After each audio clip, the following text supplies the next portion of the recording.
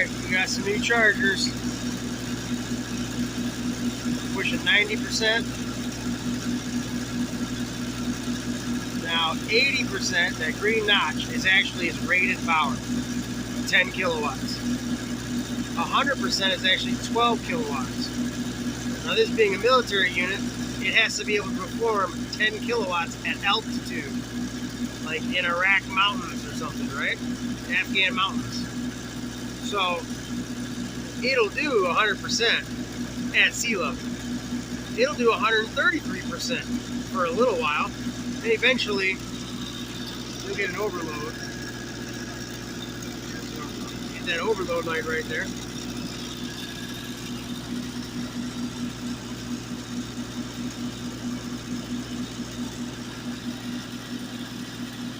This gauge, not right. She's sticky. Frequency's higher than that. It's right at 60. Got a half tank of fuel, about 5 gallons. We're gonna see how much charge we can't put into the tank. This is it's almost a 2,000 pound generator. You know, it puts out good, clean power.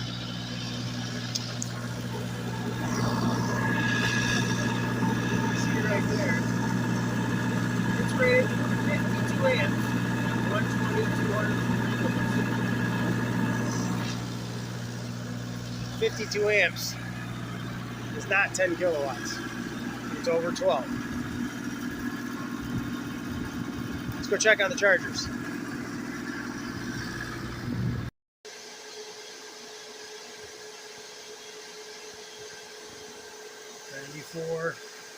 .4 amps. EG4. Join the party. I've also got the Sorensen 55 amp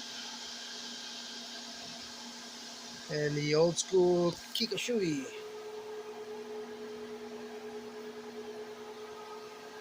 And it's putting out about 20 amps as well.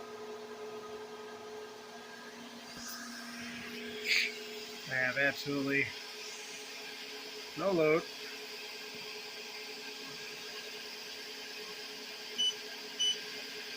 I have no AC input. Nothing's coming out of the battery. 1 watt load, 0 load.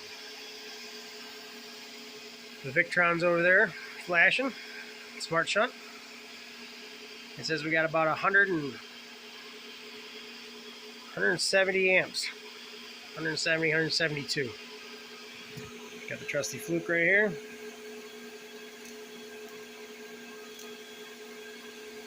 All the way off, all the way up.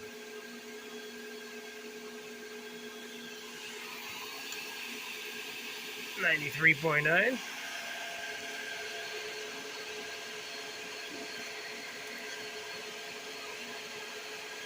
94.2, pretty close. 56.5. 56.1, pretty close. 21. Kikoshui. A little over 20. So we got about 170 amps. Going into the batteries, no load. Got a lot of cooking going on tomorrow. So we're actually just going to go ahead and leave it on grid power. So we can run both double ovens and the electric range. It takes a lot of power. And currently right now the freeze dryer is running. So, you know, it's holiday time. It's usually about the time I'll switch it over. So there's, normally this is the power coming out of the inverter right here. You know, so that's live, but it, you know, it's finger safe. That can never be energized because it's on an interlock. Then my generator comes here and feeds this plug. And then right now it's feeding this 50 amp plug with 2 cords on it. One goes to each power supply. And then there's my grid. which the inverter is currently not plugged into. So I have no grid. I've got a completely isolated system at the moment. My Reliance watt meter. It's not exactly accurate, but it is very close. It's showing right around 11 kilowatts.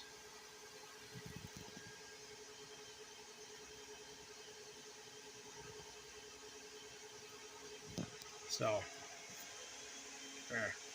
showing a little higher than that, maybe 11 and a half. But for what it is, works pretty well.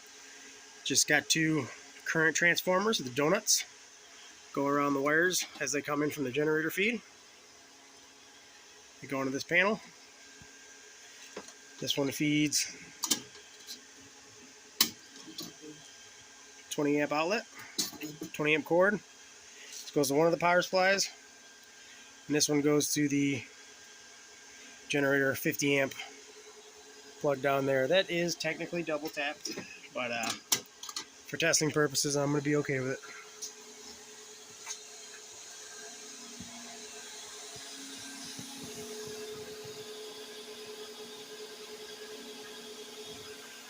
So this is definitely a more efficient setup, be able to charge faster.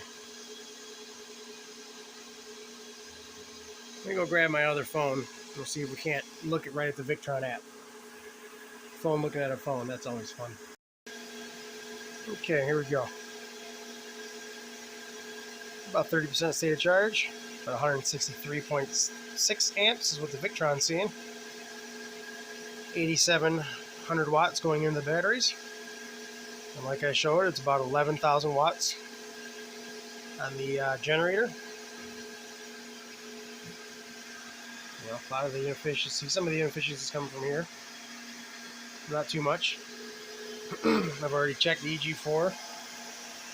You know, it should be putting in about 5,000 watts, and it's using about 5,000 watts. And this one's about 80% efficient, and that one's about 70% efficient, maybe even 65. But all in all, it's definitely better. I'm going to go ahead and let this charge now, and get some stuff buttoned up. I'm going to have to get a box to put all this stuff in, and tidy up all some of these wires. But definitely all that needs to be in a box. Once I got one more battery to build, put down here, clear this stuff out, I'll put a nice big Plexiglass or Lexan cover, plexiglass cover, and maybe do some blue LED lights. But yeah, this thing is it's definitely working. The wires are just mildly warm, then you know they're working. All my 4-gauge wires are about the same. There's definitely a lot of heat coming out of this. You know, it's not uncomfortable. It hasn't been running that long.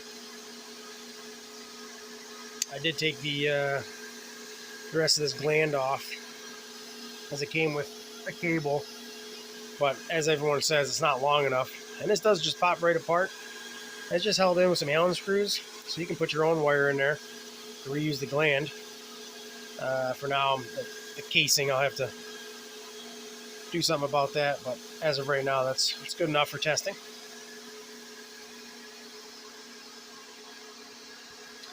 We're definitely looking better now as far as charging goes. A bit more efficient. What's that? Is that a dead fly behind my screen? Alright. I'll let this thing go for a little while and we'll get the battery charged up. And but so far so good. And this is my charging power of tower.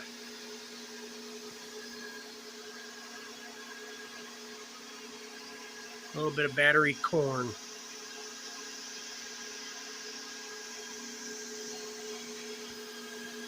Wires and messes of wire, oh my.